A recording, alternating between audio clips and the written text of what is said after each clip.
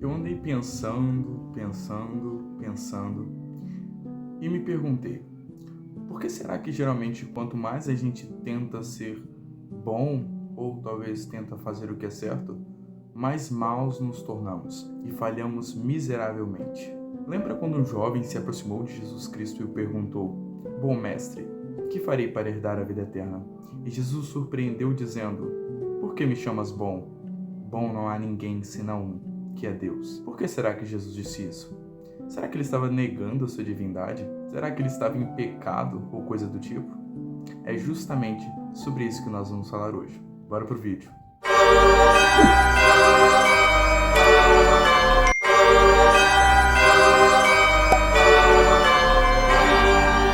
Fala, caríssimos irmãos e irmãs! Hoje eu tô aqui para falar um pouquinho sobre a bondade humana, mas antes a gente precisa recapitular algumas representações históricas dessa incógnita filosófica que dividiu muita gente. A primeira frase que eu quero trazer para vocês aqui hoje é: o homem é bom por natureza, a sociedade o corrompe.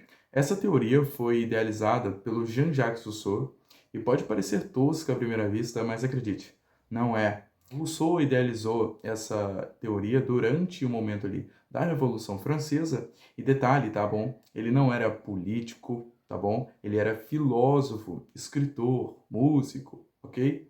Observando a sociedade em que vivia, ele percebeu que o que fazia com que as pessoas tentassem criar o próprio caminho era a busca por uma sociedade mais democrática, né? Que era ali um dos aspectos da Revolução Francesa. Eu, Júlio César, com a moral que sigo, com a índole que tenho, temo não acreditar nesse tipo de representação, mas eu não posso simplesmente negar a afirmativa de Jean-Jacques Rousseau.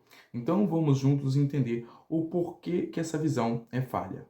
Vamos analisar. Nas Sagradas Escrituras, lá em Gênesis, no capítulo 2, temos a formação do homem, que é feito através do barro, em um corpo perfeito, sem consciência do pecado e sem pecado. Após a queda do homem, em Gênesis capítulo 3, são decretadas algumas punições a respeito deste pecado, mas também junto com ele ocorrem algumas consequências. E dentre essas consequências, pode-se inferir, por exemplo, a capacidade de distinguir o que é certo e o que é errado, e, consequentemente, a partir deste momento, eles se tornam pecadores. Portanto, a partir desse momento, a natureza do homem e a sua ligação com o Criador são comprometidos pelo pecado. Através dessa observação, fica claro que o homem, que outrora possuía um corpo perfeito e sem absolutamente nenhum pecado, agora, após o pecado da desobediência, passa a possuir um corpo corruptível e se torna um pecador. Trazendo isso para uma forma mais didática, uma forma que fique mais claro para você que está me assistindo, a ideia do Jean-Jacques Rousseau, ela dizia justamente que o homem ele nascia com um coração bom, ou talvez com uma tendência a fazer o bem, mas o local onde ele se situava fazia com que ele se deturpasse, com que ele se desviasse do caminho da justiça. Já nas Sagradas Escrituras, nós temos um ser humano em que, a partir do momento que ele tem um contato com o pecado pela primeira vez, ele se torna capaz de distinguir o que é certo e o que é errado. A partir do momento em que ele rompe a ligação com Deus, que é comprometida através do pecado, ele passa a tender a fazer o mal, já que não tem mais uma ligação com o Criador. Afinal, o Criador é santo. Outra ideia que tivemos ao longo da história foi uma ideia quase que oposta à ideia do Jean-Jacques Rousseau. Eu considero que talvez até esse novo filósofo tenha até um certo ressentimento com o Jean-Jacques Rousseau, porque não é possível. A segunda ideia que eu trago para vocês aqui é: o homem é mau, a menos que precise ser bom. Essa foi uma ideia que parece talvez até genial e verídica quando analisada brevemente, mas não é o que parece.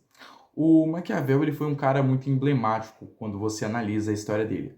Mas se tem algo que fica claro em suas obras, como por exemplo O Príncipe, né? Que para quem não sabe é um manual que ensina como governar, é que ele sempre demonstra que o homem deve ser flexível a qualquer custo.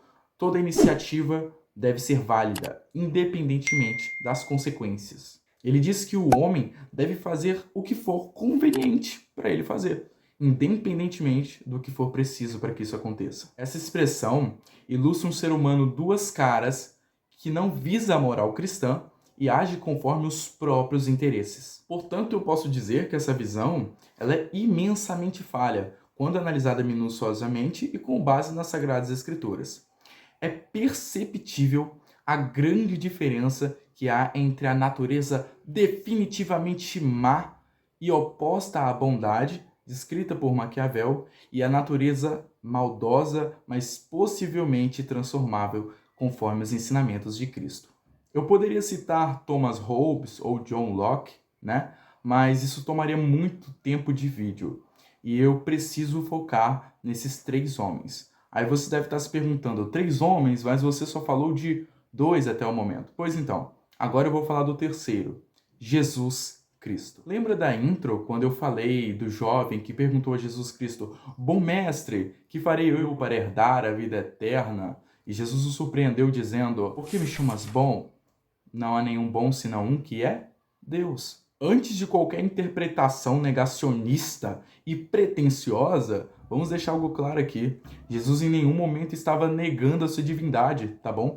E nem se subordinando ao Pai. Ele apenas estava destacando o fato de que por estar numa forma corruptível, numa forma humana, né? Deixando claro aqui que Jesus Cristo ele era 100% homem e 100% Deus. Então, ele estava apenas deixando claro o fato de que, estando em forma humana, ele não poderia se denominar bom, pois estava numa forma corruptível. Aí você deve estar aí na sua casa reclamando, talvez murmurando, dizendo, então, Júlio César, você está dizendo que Jesus pecou? Não necessariamente.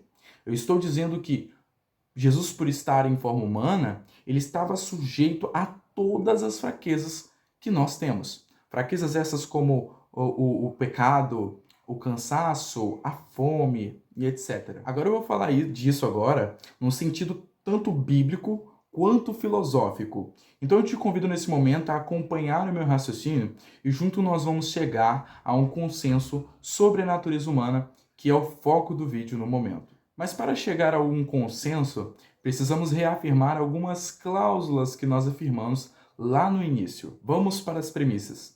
Premissa número 1. Todo ser de natureza humana possui natureza má, ou seja, todo ser humano tende a fazer o mal. Premissa número 2.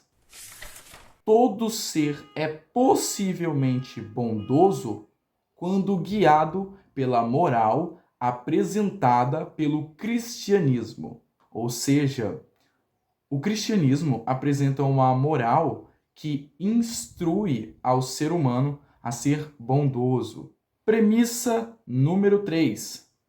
Apesar da natureza maligna e influência do Espírito Santo, o homem pode estar disposto tanto a pecar quanto a não pecar.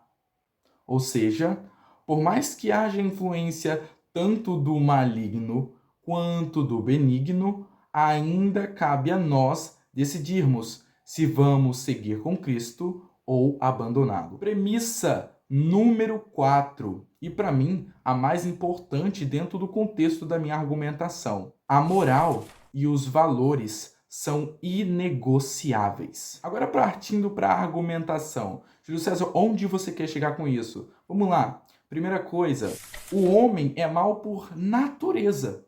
E tudo que é mal por natureza tende a fazer o mal.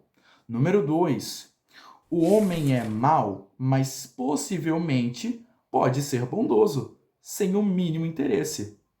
Número 3, o homem é possivelmente bondoso se houver disposição por sua parte de abandonar o erro. E por último, e não menos importante, número 4, a possibilidade de que o homem seja bondoso não anula a sua natureza maligna. Com base nesses argumentos e nas premissas apresentadas, a gente consegue afirmar que o homem é sim mal por natureza. Ele já nasce em um corpo corruptível e se torna pecador oficialmente pecador a partir do momento que tem consciência do que é certo e o que é errado. Também é possível compreender que, sem o cristianismo ou sem a moral que é pregada pelo mesmo, é impossível ser bondoso. E concluindo aqui com vocês, o ser humano, ele é mau.